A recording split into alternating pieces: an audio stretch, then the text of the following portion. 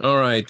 The next game and the only game left is the CFP National Championship presented by AT&T Monday, January the 9th at 7:30 from SoFi Stadium in Inglewood, California, home of the LA Rams and the LA Superchargers. So a couple of preview topics. This will actually be a 4:30 local start.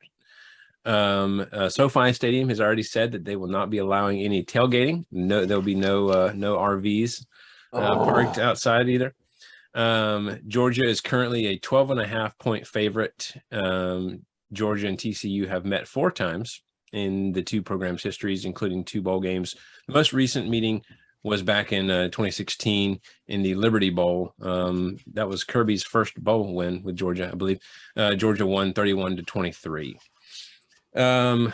Jason, let's start with you. What is your prediction for the CFP National Championship? Oh, geez. First off, talking about Georgia and TCU, one of the first Georgia games I ever went to in Athens was Georgia and TCU back in '88, I think. But just that's neither here nor there. I just talking on the text chain about the with you guys about the no tailgating. That's a win for TCU. Because there is nothing finer in the land than a drunk, obnoxious Georgia Bulldogs fan, and so I got to say that's going to make it a little less rowdy in there. But I am very excited about this. I lived in my life the first 16,092 days of my life. My team won the championship once. That was the '95 Braves. And so we're now sitting in the past 428 days or so. The Braves and Georgia has won a championship. And now it's possible that Georgia is going to win a back-to-back. So I don't know if emotionally I can take that, but I'm willing to risk it. But overall with this game, I don't know. I really don't because what I see. I think Georgia is the better team. I think they're the more talented team. But at the same time, when I look at TCU's offense, I see a good passing attack, and Georgia has not had good pass defense recently. I also see a mobile quarterback, and just historically, it just feels like Georgia's always had trouble with a quarterback that can run. So I think that there are a lot of things that I'm worried about going into this game. And so I'm really torn in a lot of ways because I think there's part of me that's like, we got this. It's TCU. We got this. But at the same time, I'm looking at it going, no, guys, I don't know. But like I say, I am a Georgia sports fan. And it's not just, the Bulldogs, but the Braves and the Falcons. And so I kind of tend to look for the disappointment. And so I don't know. I really am struggling to get a feel for this one. Gotcha.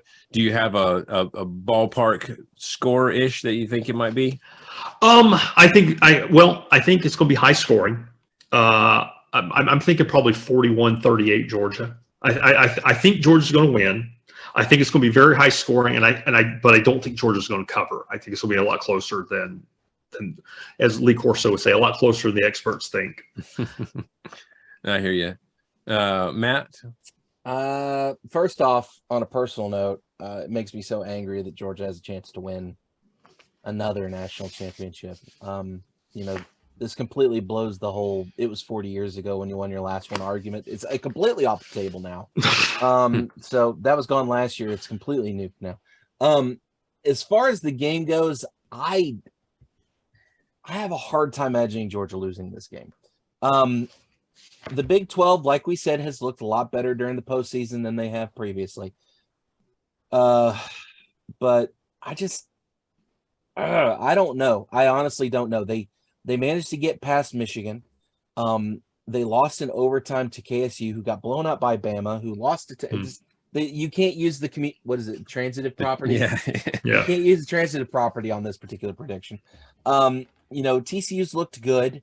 They've got all the different little things that could work out for them, but Georgia has had the breaks break their way a lot this season. And I'm wondering if this is the game where the breaks don't break.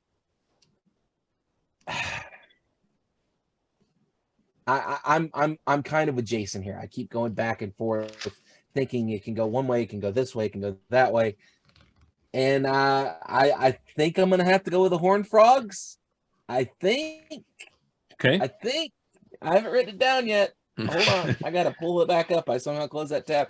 Do I want to go that route? You know what? Yes, I'm gonna go with the Horned Frogs. I'm gonna say this comes down to the wire, a late touchdown, late field goal sort of situation. Gets them out front. And I don't think TCU's ever won a national championship, have they? I don't know. I Not will. that I I know will of. look that up. I will look that up while you go through your spiel here If in just a second, Wes. if they have, Uh, it's been a long time. It's been a really long time. So I'm going to go ahead and put my prediction down as TCU 48-45. And God help me, because that's probably going to be completely wrong. But I hope it's wrong. I hope it's right, but that's just me.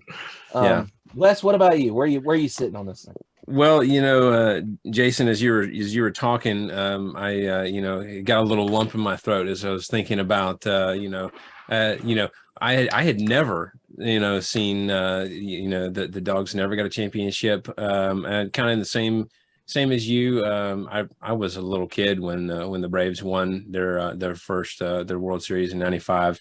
I remember it. I remember jumping around the living room.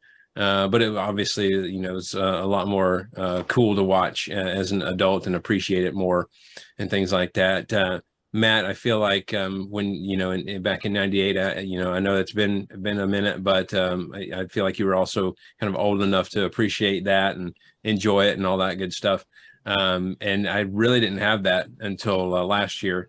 So it is kind of cool to have the opportunity again. Obviously, I hope things go well, but I think key to this one for Georgia is basically what I've said for Tennessee, LSU, and Ohio State. I think the keys to success are kind of the same for all of those for Georgia. Key is to get pressure on the quarterback and rattle him. The sacks would be nice, but at least we want to knock Duggan around a bit, force him to make throws he doesn't want to. Georgia was able to do this against Tennessee and even get some coverage sacks, which was kind of a bonus then. But the defense really struggled against LSU and Ohio State. The pressure just didn't get home as much as we wanted to, and the secondary got torched. And that's just all it amounts to. You got to get that pressure to take the pressure off of the secondary. Max Duggan's another quality quarterback who's very effective at running the ball when he needs to. Thought the same about C.J. Stroud. Obviously, he's a great passer. But ran the ball when he needed to, and that really got us as well, and contributed to their success greatly. So I am concerned that we might see more of the same, especially with how mobile Duggan is. If there's one thing that consoles me a bit, it's knowing that Michigan scored 39 points in the second half of their last game. It seems like the consensus is that Georgia's offensive line will be able to control the line of scrimmage more and more as the evening goes along as well. So that kind of bodes well, I hope. That encouraged me because, as we all know, most of these big games are decided at the line of scrimmage, especially if you can start gouging the opposing defense with big runs consistently. Another thing that probably won't get talked about, but I hope the Georgia coaching staff is playing it up as much as they can, is the fact that last week in a press conference, what's his name? Sonny Dykes. I don't know what his name just disappeared. He made some comments. He took a jab at the SEC's schedule as a whole, saying in the Big 12, we don't have the good fortune to play an out of conference like the SEC does in Week 10. You're not going to catch the Citadel in Week 10. We caught Texas. That's just kind of the way our league is designed. You got to be on your best. It takes a toll on your team. It's difficult to get through that gauntlet of 9 consecutive conference games, and we were beat up. Look, I get it. He's bragging on his team, right? As he should. But it's absolutely bulletin board material that I hope that they take advantage of. After the defensive debacle at the Peach Bowl, I don't think I'll ever say I'm absolutely confident, but I do think that the offensive line is able to control the pace of the game, and the defense is able to do enough to get it done. I'm going to go with the Dogs 41-28.